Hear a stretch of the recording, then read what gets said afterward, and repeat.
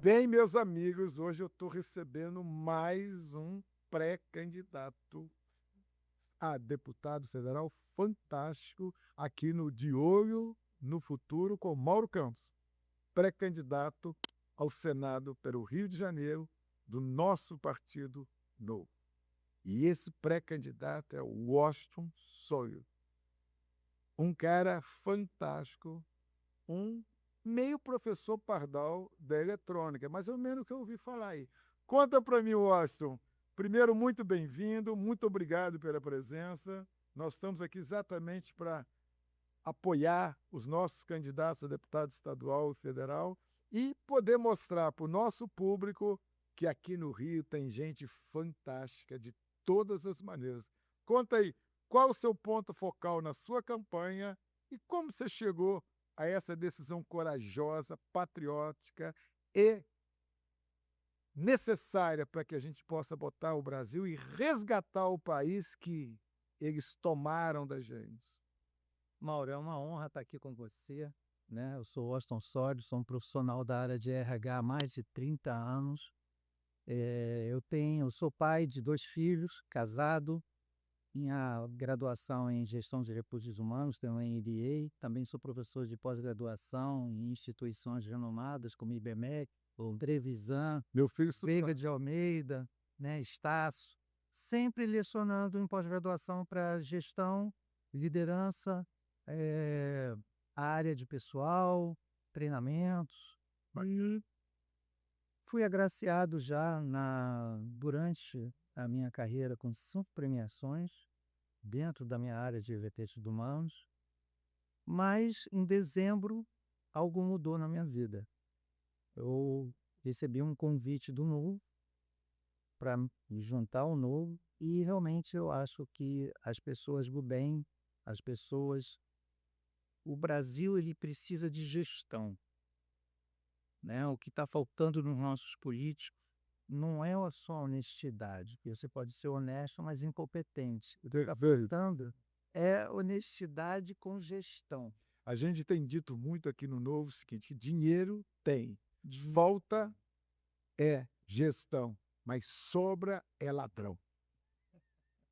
O que falta é gestão. E aí a minha bandeira, estou vindo como deputado federal, primeira vez que eu estou me candidatando a deputado federal, e a minha bandeira é emprego, né? Eu defendo, como a minha área é recursos humanos, eu lido mais de 30 anos com gente, né? E o que faz a diferença nas empresas é gente, em qualquer lugar do mundo é gente.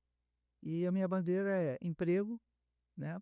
Pegar essa juventude e, ao mesmo tempo, ser contra o etarismo, as pessoas 50 a mais. Juntar isso e faz uma diferença enorme. Fantástico. Você falou aí da questão dos seus prêmios, das suas realizações, e eu já soube que você já recebeu vários prêmios na sua área, não só aqui no estado do Rio. Sim, Mas não conta só. aí pra gente Deixa eu essa contar. história aí. Eu iniciei a minha carreira em 1990 trabalhando numa multinacional americana que fazia o Tampax, o primeiro absorvente interno do mundo. E lá era obrigatório a gente aplicar nos candidatos que a gente estava selecionando uma metodologia chamada DISC. É uma metodologia americana muito utilizada para verificar e mapear o comportamento humano. Me apaixonei pela ferramenta e 5 anos depois fui trabalhar numa outra multinacional que veio implantar no Brasil, que era a Gate Gourmet, na época de catering, né? Naquela época eu estou falando de 1995, os talheres ainda de aviação era de prata, Exatamente, né? eu lembro disso. Uma época Na alta, né? Varig eu doei muito assim. Exato. A Gate Gourmet ela foi responsável por comprar o catering da Varig na América Latina, né? Rio, São Paulo e Recife. E eu fui responsável por implementar a área de RH começando do zero, criar uma startup de zero. Então isso é interessante. Lembrando que a Gate Gourmet é a segunda maior empresa de catering do mundo. E lá, a primeira coisa que eu fiz, falei, bem, já que eu tenho que entender as pessoas, vou aplicar o DISC aqui nas pessoas. Apliquei o DISC, tive sucesso. 1 ano depois, a Gate Gourmet, com 75 unidades internacionais, realizou um benchmark nas suas unidades Partindo internacionais, partindo daqui, e eu fui agraciado com o melhor processo de recursos humanos. Que bacana. Melhor processo de seleção e melhor sistema informatizado de RH. Falar hoje em sistema informatizado, em 2026, é fácil, pessoal.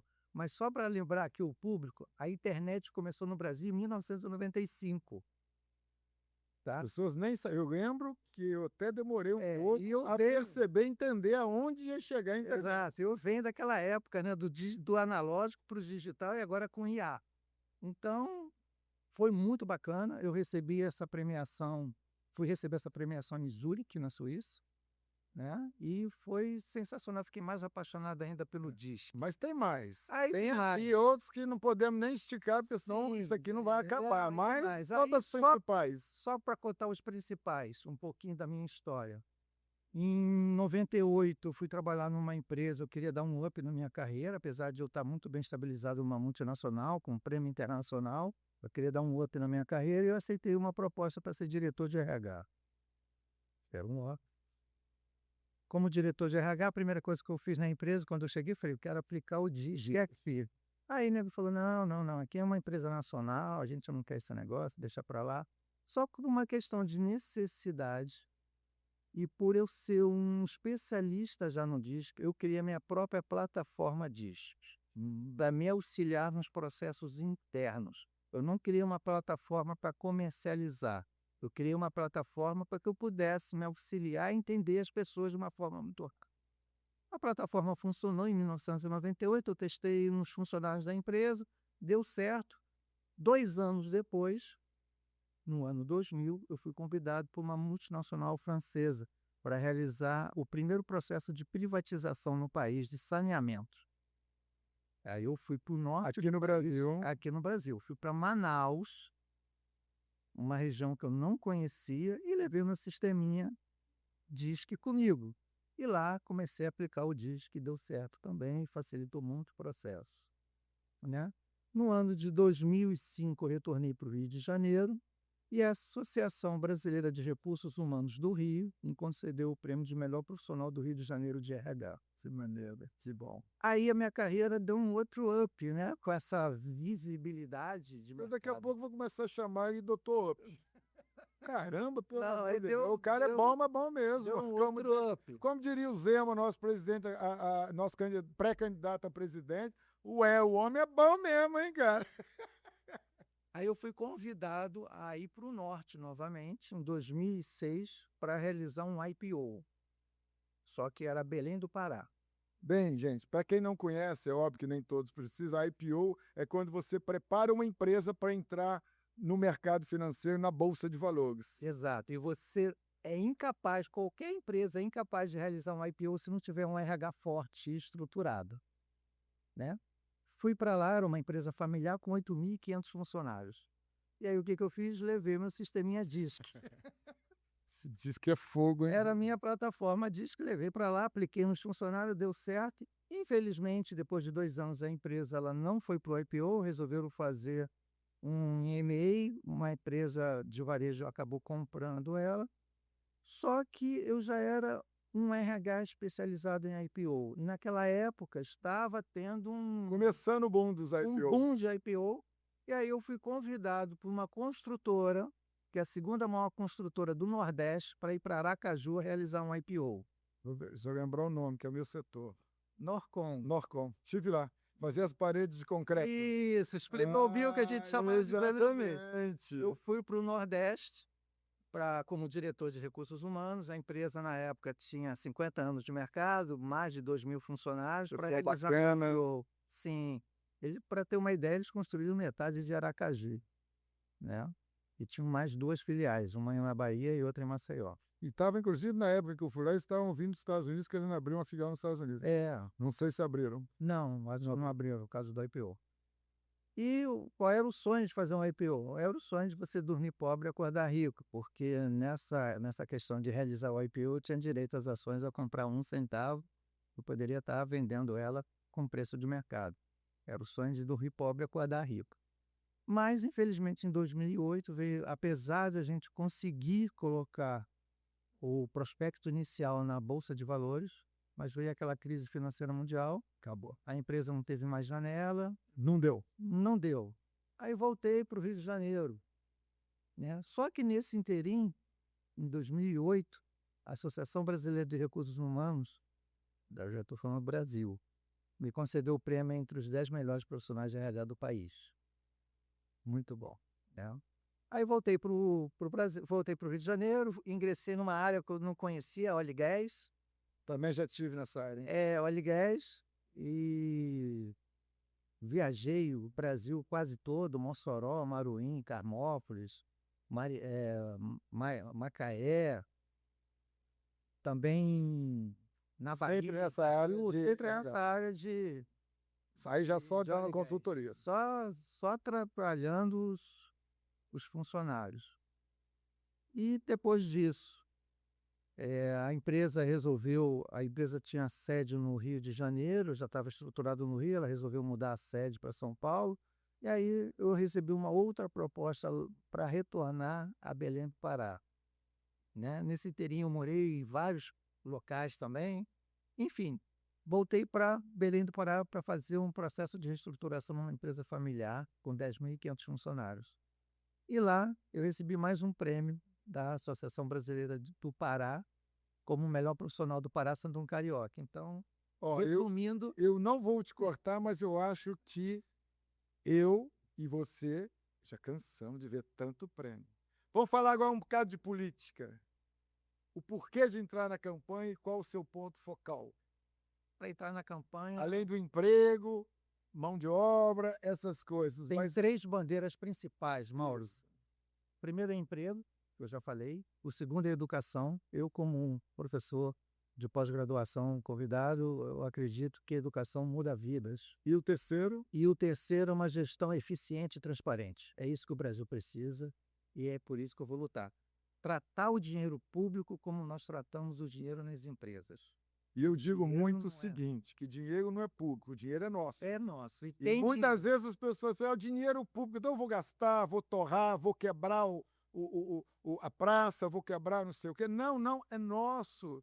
Quando você quebra, rouba ou desvia, você está roubando o nosso dinheiro.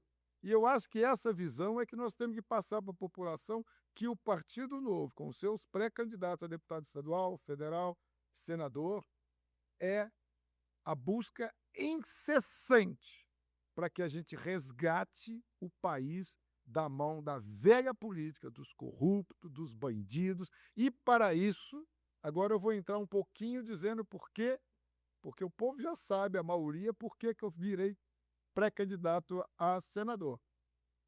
Por isso, eu deixei a minha aposentadoria de 40 anos de empresa, quase igual você. Estava lá na Ásia, na Europa, fiquei de fazer um ano sabático. O que, que é? Umas férias muito longas, chama-se de sabático. Não sei por que chama sabático, mas só sei que é uma férias sabática. E eles foram me buscar exatamente para que a gente crie uma força no Brasil, como nós temos vários candidatos ao Senado com reputação, sem nada contra, sem investigação, sem dinheiro para lá e para cá, que nós temos lá no Sul, o Van Hatten, que é o nosso candidato, e o Delanhol, no Paraná, o nosso amigo, esqueço sempre o nome, o Salles, também em São Paulo, eu também com muita honra aqui no Rio de Janeiro, para que a gente possa ter um time, desarquivar aqueles processos, aquelas denúncias e pedidos de abertura de impeachment dos nossos intocáveis no Supremo Tribunal Federal e deixar o processo andar. Mas com a diferença, nós vamos buscar e com certeza, ter direito de defesa, manter a Constituição, diferente muitas das vezes que eles estão fazendo lá no Supremo. Então, eu acho que nós juntos, e eu concordo com você sobre educação. Eu vim agora da Ásia, como eu acabei de falar, fiquei lá 2 meses e meio, acabei tendo que voltar para ser pré-candidato, contra a minha vontade, entre aspas, mas com a garra de poder mudar o país. Você lá não precisa chegar na Filipinas, que é um país pobre, várias ilhas, montanha, terremoto, maremoto, vulcão, tufão, vulcão, tem tudo lá. Você não precisa perguntar, do you speak English? Todo mundo fala inglês. Você vai na Tailândia, vai na Indonésia, não tem. A educação é outro padrão. Educação muda vidas. Então, quer dizer, já começa desde a pré, ensinando uma segunda língua, uma terceira língua, a questão do empreendedorismo, a questão da moral e cívica. Esses dias, um amigo meu, Roberto Haddad, um garoto que é mais novo que eu, mas não é tão criança, me falou: Mauro, põe na sua campanha o retorno do OSPB. Parece antiquado, mas o OSPB é orientação social, me ajuda aí, OSP, de política do, não sei o que lá, do Brasil. É onde você sabia cantar o hino, as cores da bandeira, o patriotismo, era fazer com que você estudasse exatamente o que nós conseguimos resgatar no governo anterior, um pouco desse patriotismo. Então, quer dizer, óbvio que não é o mesmo SBB, mas nós precisamos implantar nas escolas essa vontade de que se todos quiserem um Brasil melhor, ou a grande maioria, como é o caso, só que silenciosa, nós vamos ter um Brasil muito melhor, contando com pessoas como o Washington, com toda essa capacidade, com todos esses prêmios, com todo esse reconhecimento e com a disposição de entregar para o país e nos entregar toda essa experiência de graça. Servir a população, esse eu acho que é a ideia, servir a população. É isso aí. Washington, te agradeço muito você ter vindo aqui. Vamos nos falar mais. Eu estou à sua disposição para o que você precisar, de evento, caminhada, o que precisar. Eu tenho dito muito. A nossa eleição, a nossa pré-candidatura, ela tem o fundamento de fazer o máximo de deputados federais e o máximo de deputados estaduais eleitos, e nessa esteira nós também sairmos vitoriosos. Mas primeiro que a gente tenha um time o maior e o melhor possível para servir ao Rio de Janeiro, limpando essa velha política, que você sabe o resultado andando nas ruas com a insegurança, com a falta de emprego, com a falta de desenvolvimento econômico. O país com essa roubalheira e com esse desmando, principalmente, do nosso setor judiciário. Obrigado, Austin, obrigado a todos vocês que nos assistiram e que nós possamos, em breve, estar trabalhando juntos pelo nosso Brasil. Que assim seja. Fiquem com Deus.